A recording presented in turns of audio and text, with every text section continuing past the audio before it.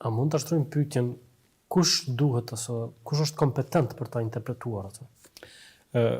Para se të them se kush është kompetent me interpretuar Kur'anin, do të përgjigjesha në këtë formë. Se duhet ta kuptojmë Kur'anin, sepse nuk mundet me interpretuar Kur'anin dikush që nuk i ka njohuritë bazike të Kur'anit.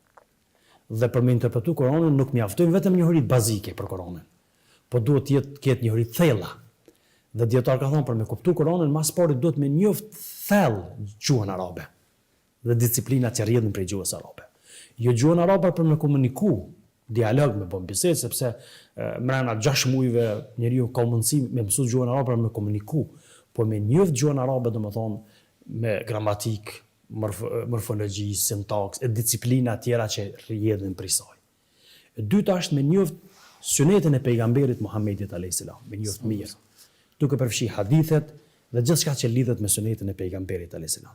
E treta duhet njen edhe disiplina tjera, cilat i ndihmojnë të kuptimit të Kuranit, siç njihet, domethënë tefsiri apo libri që merret me komentimin e Kuranit, e shkenca tjera që kanë bëjnë, që i ndihmojnë domethënë të kuptimit të Kuranit. Po ashtu duhet të ketë njohuri të mëdha sa i përket fikut të jurisprudencës islame, sa i përket usuli fikut apo thon ndryshe bazat e jurisprudencës islame.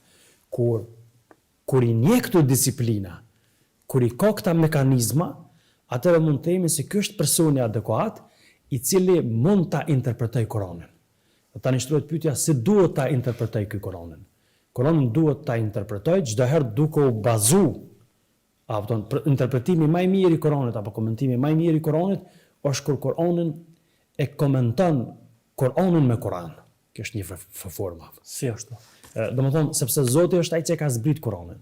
Ka ajete që Allahu përmes tyre i shpjegon ajete tjera. Për shembull, në surën Al-Fatiha, Allahu i përmend uzonan rrugën e drejtë, në rrugën e atyre që Zoti ke begatu. Por në surën Al-Fatiha nuk përmenden kush janë ata. Ma vonë, diku në Kur'an, Allahu xhaleshanu flet kush janë ata cilët Zoti ka begatu. Edhe fillon me përmend cilët i ka begatu.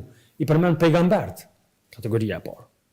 I përmend njerëzit e mirë, njerëzit e sinqert, i përmend dëshmorët, domethënë kategori me cilët Zoti ka begatu, i ka vlerësu, i ka dallu me grada të larta në xhenet. Pra kështu Kurani për komentimi më i mirë i Kurani me Kur'an. Pastaj vjen suneti, sepse një prej qëllimeve që Zoti i ka dhënë pejgamberit këtë mekanizëm, që është burimi i dytë edhe i jurisprudencës islame, është suneti i pejgamberit ton Muhammedit alayhis salam. Dhe nëpërmjet sunetit, sepse Kurani për këtë arsye dhe ka zbrit në mënyrë graduale, që Zoti ka dashur me forcu zemrën pejgamberit Muhammedit alayhis salam, me përkrah Muhammedin alayhis salam. Ka ndodhur një ndodhi, ka zbrit një pjesë e Kuranit. Ka shtruar një pyetje, Zoti ka zbrit pejgamberit Kur'an. Domethënë dhe këtë formë njerëzit kanë filluar me kuptu më lehtë Kur'anin, se sikur të kish zbrit për herë, nuk themi që do të ishte se për Zotin nuk ka kurrë të pamundshme, po do të ishte vështirë që sahabët, shokët e pejgamberit, po edhe gjenerata e mëdhenjshme ta kuptonin Kur'anin në këtë nivel që na sot e kuptojmë, sepse kemi diçka që njihet kur jemi te komentimi i Kur'anit apo interpretimi i Kur'anit apo komentimi i Kur'anit, jemi te ajo që njihet shkaqet të zbritjes së Kur'anit. Pse ka zbrit ky ajet? Ku ka zbrit? Zbritja e Kur'anit Mekë, Medine, secila i ka specifikat e vet, secila i ka temat e veta. Dhe në këtë formë kur njeriu ka parasysh këtu, sepse na sot shohim shumë tri, cilët e morën guximin me 2-3 sure që i ka mësu, apo 2-3 gjuza që i ka memorizu, edhe tash fillojmë me nxjerr dispozita me dha fatfa direkt për Kur'anit pa ndihmën e mësuesit. Kjo është një gabim shumë i madh, sepse tani